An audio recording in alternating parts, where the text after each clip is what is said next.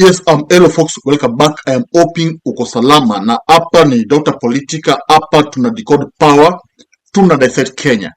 Now, Kindiki is really working hard to make sure that his boss, William Ruto, anapata 2 term. And of course, we saw him in Mombasa. Actually, he was campaigning for the president. Alikuwa anaongea kuhusu 1 term, so kuhusu 2 term. But to his shock, Mombasa people, I shared a video here, Mombasa people were not buying his slogan. In fact, no one was even raising his hand. Muko kwa 2 term. Mombasa muko kwa 2 term. Ni 2 term. Wacha niitisha harambee moja, nikisema harambee mnasema 2 term. Harambee. Harambee. Kwa hayo mengi wacha tusimame tumkaribu. Saying 2 term. And Kindiki amekimbia menda Embu. And of course, he was addressing Embu people. Skiza. Yes, you see, the deputy president is just trying to actually make his boss popular. No. It's a good thing because hata kama mimi ningekuwa deputy wa Ruto, I would have campaigned for him because that's my job. Hapo ndo napata unga, kweli. So we can't hate him for that because he's doing what is best for him. But you see, one thing that's coming out here is that William Ruto is rushing against time. And time is not on his side. Kweli. And he knows that Kenyans will not easily forget the pain Ruto has taken them through. For example, when you listen to this speech, Skia. 645 million. We want by December 2027, 55 million. Everybody in Kenya will have a medical insurance card. Kwa hivyo tukisema 2 term ni ili wale wa Kenya tulikuta wako na bima ya afya milioni 7, sasa tumefikisha 26 million. Wafike 20, wafike 30, 40, 50, 55, kila Mkenya apate bima ya matibabu. Najua kuna matatizo bado ambayo tunaendelea kusuluhisha. Madawa yapatikane hospitali. Madaktari wa kutosha wao wanapatikana na wahudumu wa afya. Tuko pia na maneno ya equipment ambayo tena. You realize that indeed the crowd there were people who are just paid to be there. One of the things Kenya nafanya ujue kwamba crowd imelipwa ni you will see them wearing uniform. Of course, these were people who are ferried because for you to wear uniform, kama zenye tunaona, inamaanisha kwamba they were marked and told that you guys need to wear this thing because after this we are going to pay you. No. In fact, Gachagua has constantly been saying that watu Kenya wapanishe bei. Wasichukue 1,000, wachukue 5,000 kusikiza uongo. Na kutenga. Na kuahidi. Si ndio? Si hata saa hii anajiandaa kutembea huko. Anakuja kusema ukweli ama uongo. Si mnajua? Lakini tumesema msijali. Pesa imepangwa na magunia. Mujitayarishe. Mkule. Lakini msipeleke hiyo nyumbani, pesa nyumbani imelaaniwa. Mkule pale kwa market peke yake, si ndio? Na msijanganye na ile yenu ya zamani. Na msipeleke mtoto shule ama kununua ng'ombe ama mbuzi. Hiyo kama uko na deni ya shalo kulipe na hiyo pesa. Si wamepanga mambo ya uongo? Na imepangwa uongo mingi sana. Sasa watu wanapewa pesa kuja kusikiza uongo. Na tumesema basi kama ni kusikiza uongo ulipishe bei kali.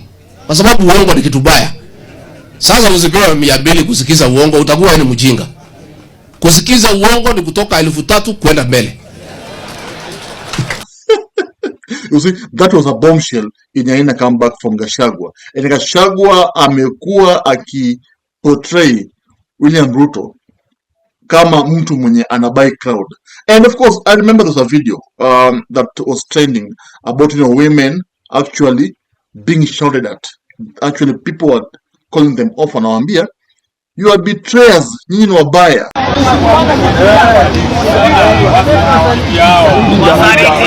Wasaliti!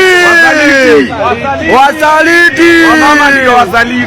Wamama ndio wasaliti! Wamama ndio wasaliti!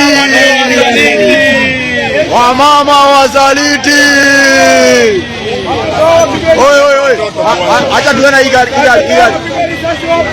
wasaliti, na watoto wenu wanauliwa, na watoto wenu wanauliwa, mabuloka,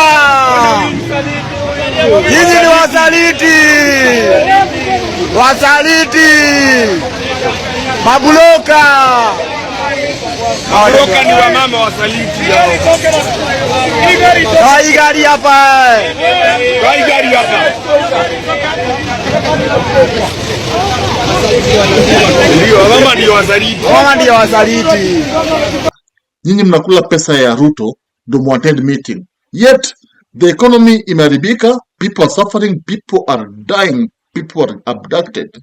So you see now, Ruto is buying the crowd. That's what's coming out. And now you see one of the things Kenya nafanya ujue kwamba serikali imepanic is because when you see a government campaigning this way, for example, Ruto is Mombasa, bado kwa Mombasa, and Kindiki amekimbia ameenda Embu, addressing, trying to sell the two-term slogan. It shows you that indeed they have sensed danger. Hata first term hakuongea mambo ya afya, alikuwa anaogopa kufurushwa 2017. Sasa akaona hata leta hii kitu, kwa sababu akiongeza mambo ya kukata watu pesa ndio pesa ipatikane ya kulipia kila mtu, ataambiwa Wantam. So Uhuru akaogopa Wantam, akaangojea 2018. Wakati amepata 2 term yake akatangaza, akasema big 4 agenda: affordable housing, universal health coverage. Sio ndio maneno Uhuru alitangaza? After 1, 2, 3 months, wakati alisema tuongeze sijui pesa kukata watu, kelele kama ile ya last year ikapigwa. Unajua mimi nilikuwa mtu ya mkono hapo siku ile, nilikuwa naitwa Senate Majority Leader. Nilikuwa kiasi hapo.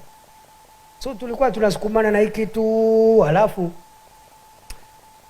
wakati kelele imepigwa, rais akaita deputy yake siku hiyo, alikuwa anaitwa William Ruto. Amuuliza, wewe DP, uko na nyumba? Tuachane na housing program, watu wanapiga kelele.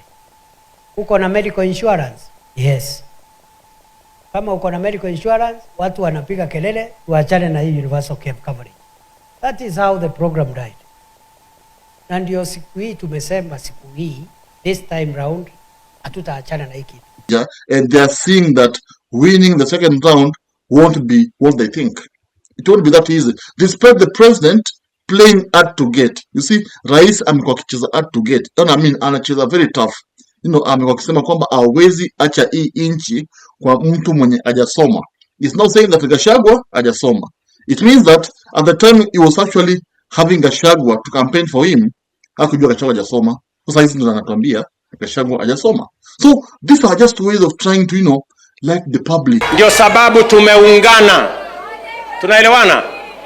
Ndio tumeunganisha tukawa na serikali ya broad based ambayo inawajumuisha Wakenya wote, kwa sababu ya muhimu sio mashindano ya kisiasa, sio malumbano ya kisiasa, sio mambo ya mirengo. Ya muhimu ni vile tutabadilisha Kenya, tuondoe umaskini, tuzalishe chakula ya kutosha, tufukuze njaa, tuzalishe nafasi za ajira wa vijana wetu wa Kenya, tuzalishe uchumi Kenya, tuondoe umaskini, tuwe na utajiri, Kenya iweze kusonga mbele.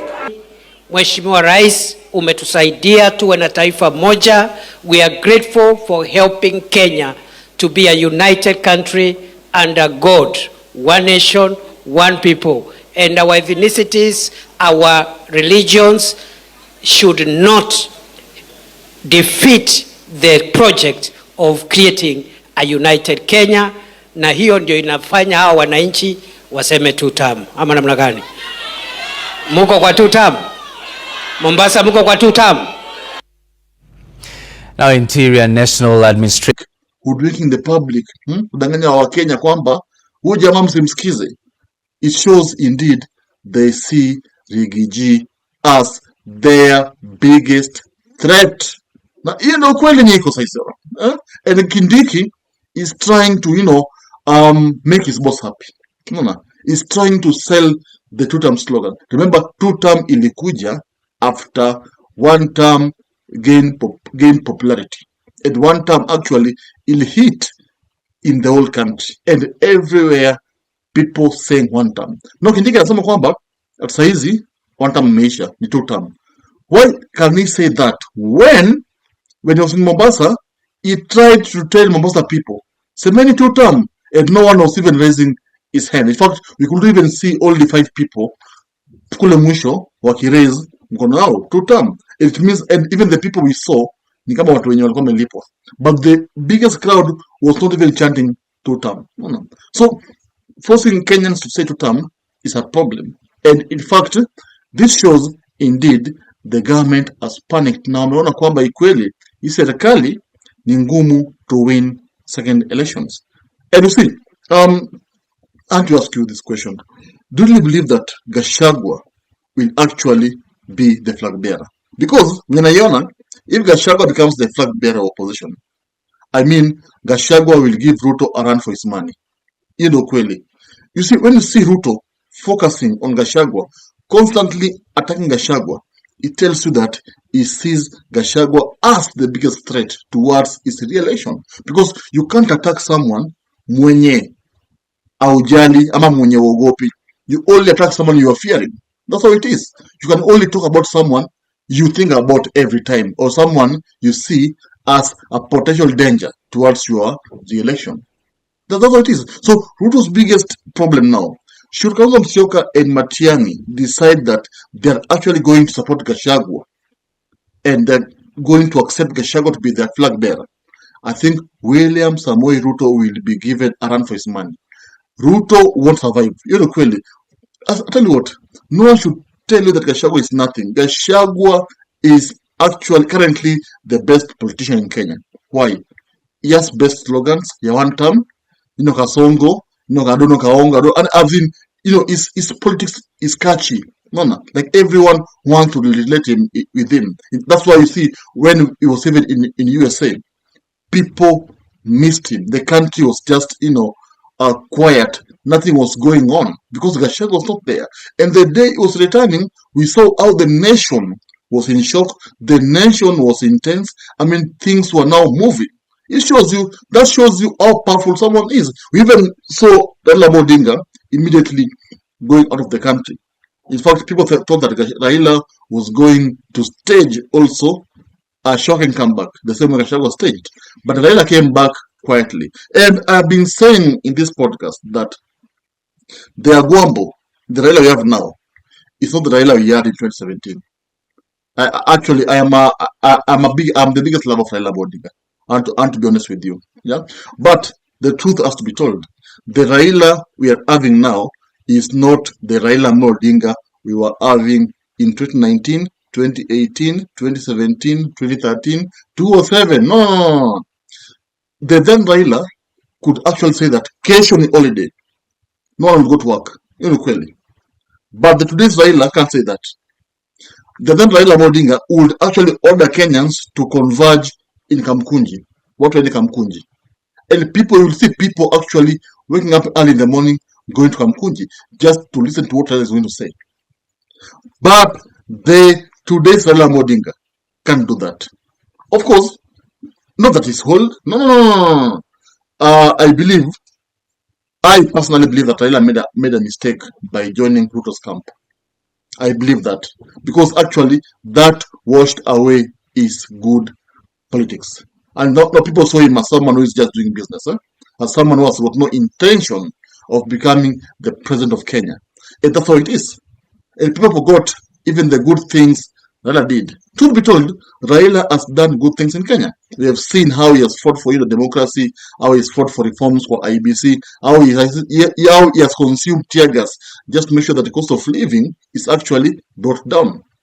But now, he messed himself up by joining Ruto. I don't know why he joined Ruto. Maybe he has the reason. But of course, I tell Kenyans this. Let us not crucify Raila Odinga. Let us give him time. Probably this guy is a good calculator. Maybe he's calculating his next move. Maybe he will shock us before the next elections.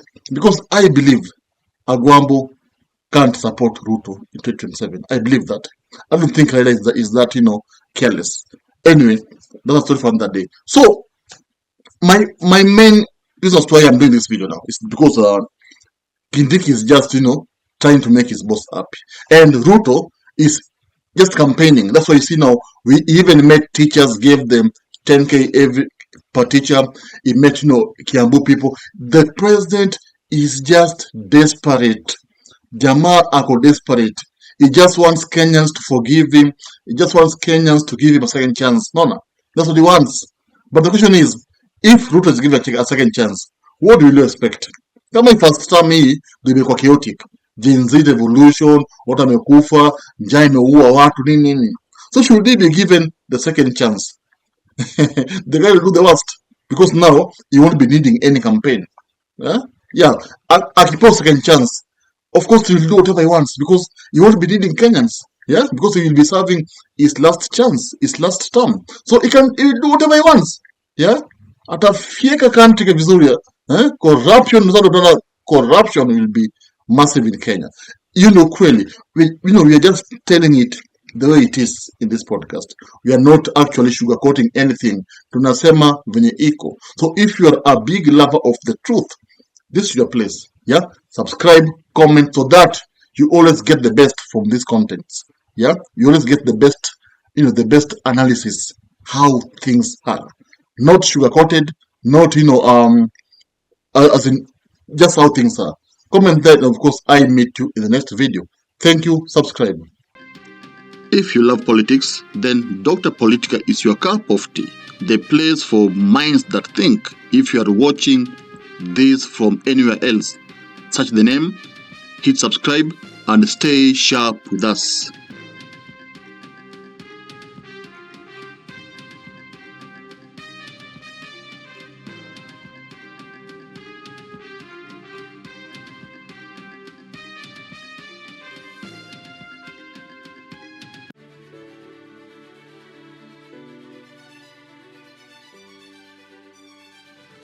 Thank you for making Dr. Politica your home for fearless political truth. Every view, every like, every share fuels the fire behind the hours of research, filming, and editing we pour into each episode. By showing up consistently, you don't just support a channel, you empower a voice. In a world ruled by headlines, spin, and power games, you remind us that real people still care about real facts. We are here to inform, inspire, and ignite critical thinking, not just for today, but for generations to come. You are not just a viewer, you are the reason this platform exists.